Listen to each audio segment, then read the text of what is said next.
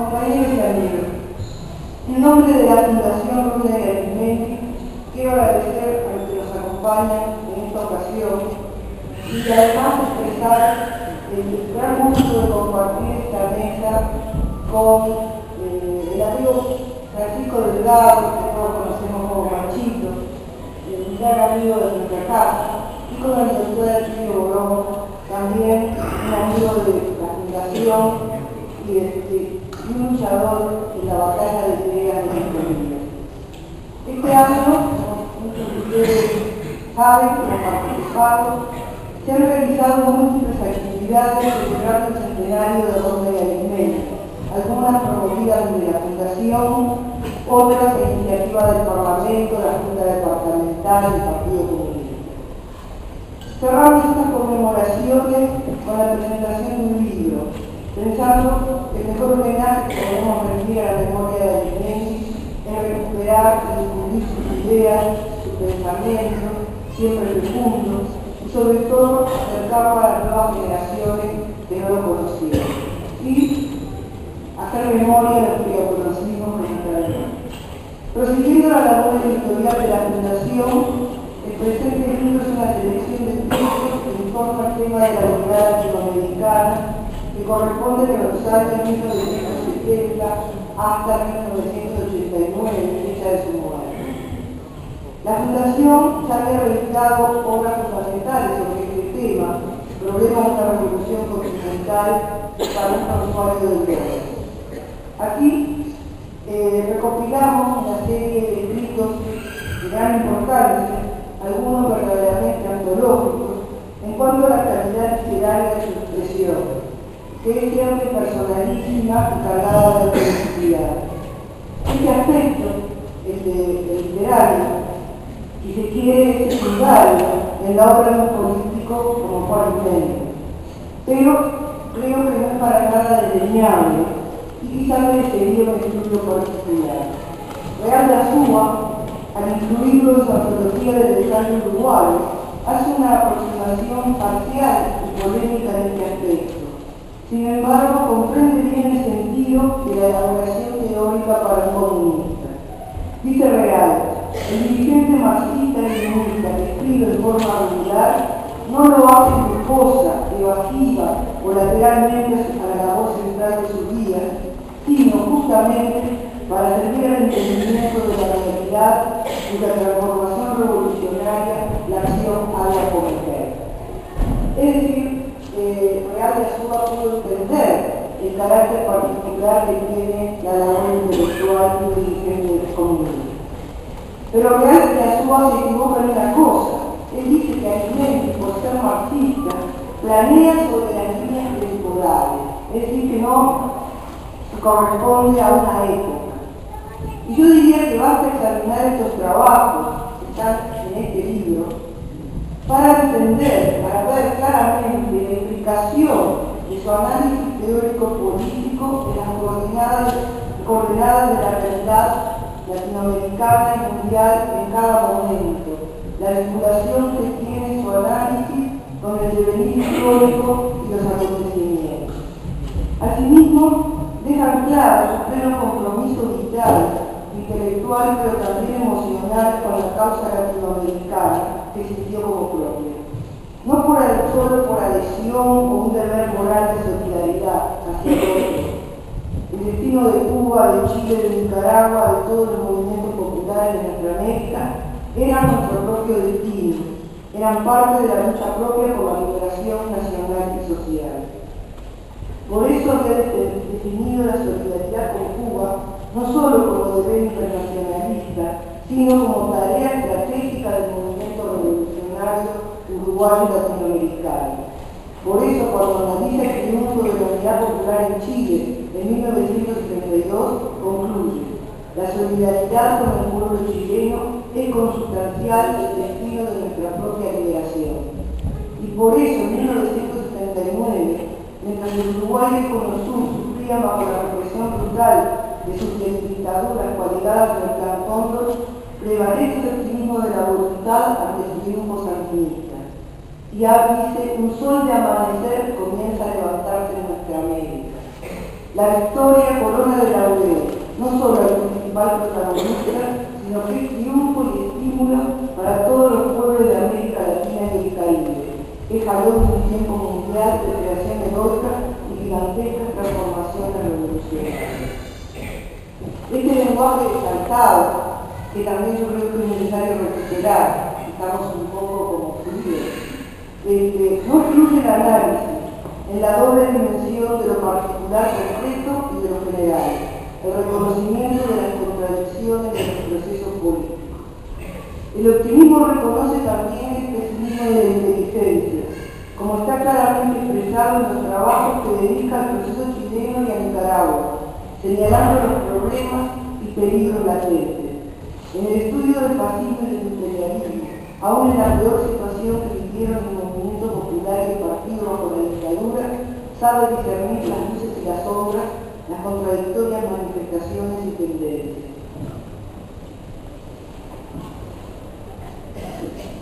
Bueno, esta ponencia recoge un documento que elaboró el Partido Comunista de Cuba en ocasión de una reunión del grupo de trabajo del Foro de San Pablo, que se desarrolló en La Habana en abril del año 2013.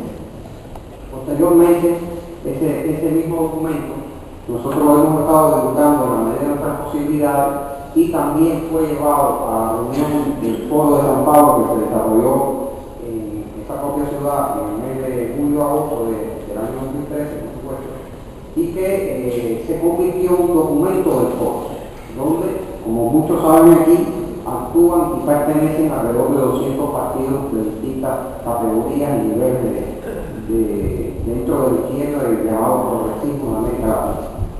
Tenemos un primer análisis que tiene que ver con los antecedentes de la situación de la izquierda y la situación de la integración en América Latina, sobre todo el movimiento de izquierda latinoamericana y en qué contexto se está desarrollando ese proceso. También nos referimos a la situación del capitalismo y a la derecha, vamos a decir, la contracara política de este movimiento o de este desarrollo. Queremos abordar con ustedes algunos desafíos que tienen esas fuerzas de izquierda desde el punto de vista de como nosotros lo hemos estado analizando en todo el continente latinoamericano y caribeño. Por supuesto, la unidad como clave para enfrentar los desafíos que tenemos en este momento, la necesidad de integración y, si la tecnología nos permite, hemos reservado un pequeño video de 2 minutos donde efectivamente se habla de eso. Bueno, lo primero que hay que decir, sin duda alguna, es que este momento está caracterizado por el desarrollo, el surgimiento de varias diferentes y singulares procesos de transformación, unos más profundos que los otros. No nos toca a nosotros calificarlos simplemente, pero sí resaltar que por nuestra cuenta hay por lo menos 15 países en América Latina y el Caribe donde hay procesos progresistas, procesos de transformación, procesos donde de una u de otra manera gobiernan partidos y fuerzas o coaliciones de fuerzas que provienen o que son de la izquierda y que tienen como origen en esta nueva etapa que en algún momento Correa le llamó cambio de época, en alusión al concepto de época de cambio. Provienen o tienen su origen inicial en la revolución bolivariana que inició el comandante Hugo Rafael Chávez, inspirado, lo digo muchas veces, en la revolución cubana. No me toca a mí, por supuesto, hablar de la revolución cubana, pero no cabe duda que influyó en el pensamiento de Chávez y ha estado presente, sobre todo la capacidad de resistir los numerosos embates del imperialismo, el bloqueo y la agresión de los Estados Unidos contra Cuba, ha estado presente de una u otra manera, inspirando todos estos procesos progresistas de América Latina y el Caribe.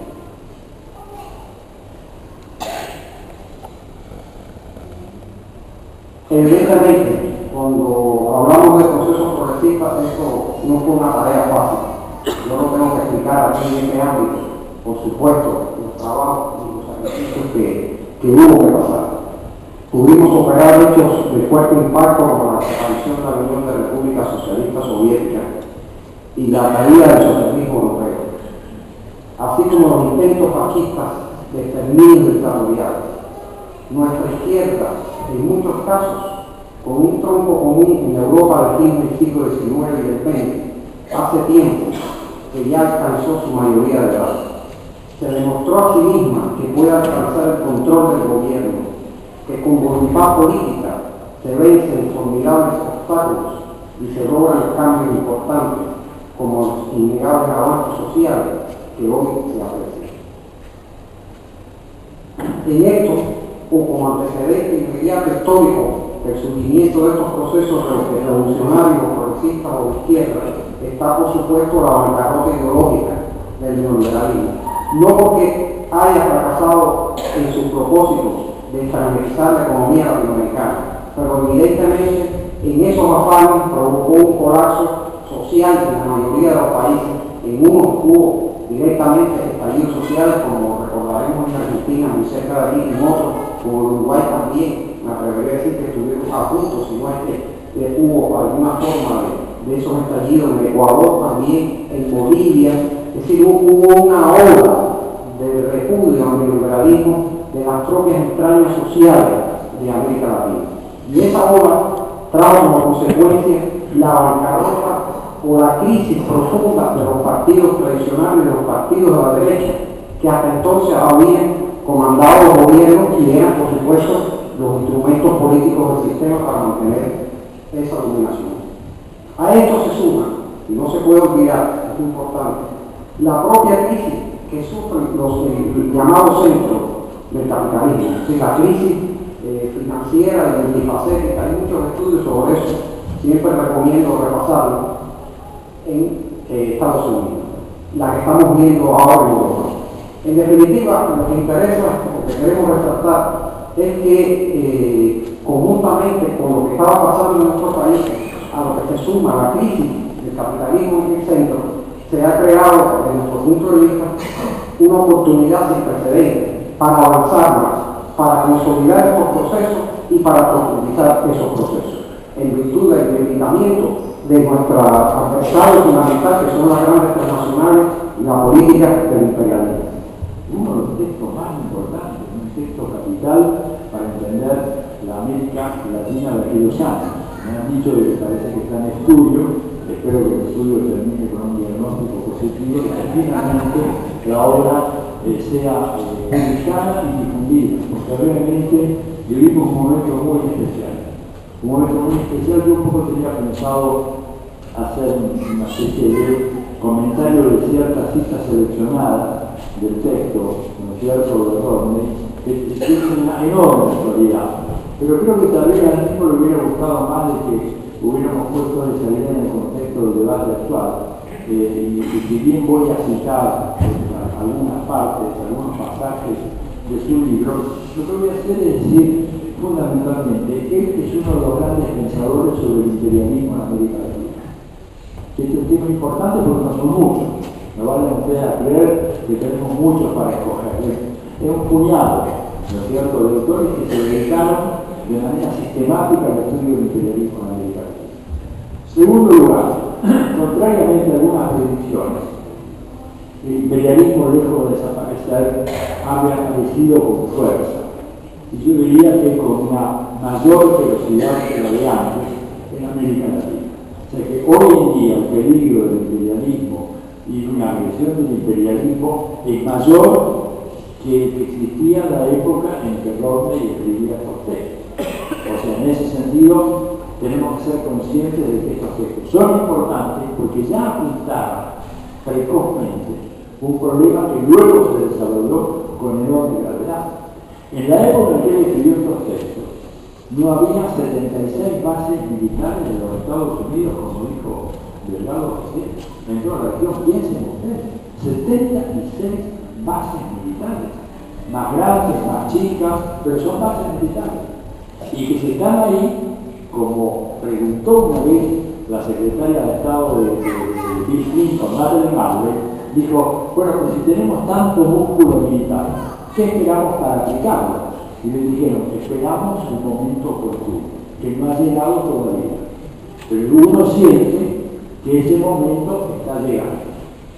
Y yo creo que es importante la obra de Arismendi, ¿no es cierto? Porque él de alguna manera planteaba las enormes contradicciones que tenía el imperialismo y que en este momento, ¿no es cierto?, nos permiten hablar de la acentuación de una fase de declinación del poderío del imperialismo norteamericano. Ya sé que alguno me puede preguntar cómo, acaba de decir de que el imperialismo está más dispuesto, más feroz que nunca, y dice usted también de que hay una fase de declinación, y que no hay contradicción entre ambos. La historia de los imperios, de todos los imperios sin excepción, demuestra que la fase más brutal, más virulenta, más sanguinaria, es la fase cuando los imperios comienzan a ser confrontados por los pueblos y se enfrentan a la hora de su derrumbe o de su declinación, ¿no es cierto?, irreversible. Esa fue la historia del imperio español. ¿Cuándo fue más sanguinario el imperio español en América que a partir de las grandes rebeliones en el Alto Perú, de Tupac Amaru, de Tupac Katari, a partir de ahí todo ese rosario de grandes insurrecciones populares que encontraron un ejército realista con una capacidad de reprimir y un carácter sanguinario como lo habían tenido en casi 300 años? Y pregúntense por el Imperio Británico. Mahatma Gandhi hablaba de esto, el mismo Nelson Mandela. Cuando ven que están en la fase de retirada, apelan a lo peor y se caen todos los escrúpulos morales, todas las normas éticas, y son capaces de hacer lo que es inconcebible hasta hace pocas décadas antes. Pregúntense por cuál fue la fase más brutal del Imperio francés, la guerra de Argelia. La guerra de Argelia. Nunca hubo nada igual del imperialismo francés. Estamos hablando ya de finales de la década del 50 del siglo pasado. No estamos hablando de principios del 20. Estamos hablando después de la Segunda Guerra Mundial, con el estado de bienestar en los países europeos, en Francia, etc. Pero el imperialismo francés desarrolló una agresividad fenomenal. Entonces, cuidado con pensar de que ante un imperio que está en decadencia, un imperio que está en descomposición, un imperio que está debilitado. Y si no, miremos la noticia de hace unas pocas semanas. El señor Obama estaba dispuesto a apoyar Siria, ¿no es cierto? Y de repente reapareció un actor que había sido vinculado, me gusta mucho esa versión mexicana, y veo con agrado que también en el libro, un actor que había sido vinculado, es más humillado inclusive, era Rusia. Algunos de los teóricos de la derecha norteamericana hablaban de Rusia como un perro muerto.